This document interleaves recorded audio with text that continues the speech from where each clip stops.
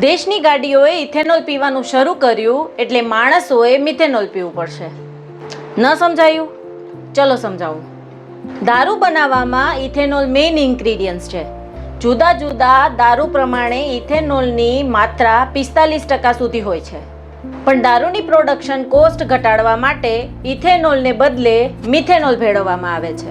Ethanol મેળવેલો દારૂ નકલી ગણાય છે કારણ કે ઇથેનોલ શરીરમાં ઝેરી અસર કરે છે. હવે જ્યારે ભારતમાં વાહનો માટે E20 પોલિસી લાગુ થઈ છે ત્યારે ઇથેનોલની ડિમાન્ડ વધી ગઈ છે. 20% સુધી પેટ્રોલમાં ઇથેનોલ બ્લેન્ડિંગ થતું હોવાથી ઇથેનોલ મેકરને ભાવ સારા મળશે. સરકાર તો 2030 સુધીમાં 30% ઇથેનોલ બ્લેન્ડિંગ કરવાની વિચારણા કરી રહી છે. જો આવું થશે તો ઇથેનોલની ડિમાન્ડ વધશે અને ભાવ પણ વધશે. તો દારૂ માટે જરૂરી ઇથેનોલ ક્યાંથી આવશે? એનો મતલબ એવો થાય કે શરાબ મોંઘી થઈ જશે અને સસ્તી બનાવવા માટે મિથેનોલ સિવાય બીજો કોઈ વિકલ્પ નહીં રહે. ટૂંકમાં ગાડીઓ ઇથેનોલ પીશે અને માણસોએ ઝેરી મિથેનોલ પીવું પડશે.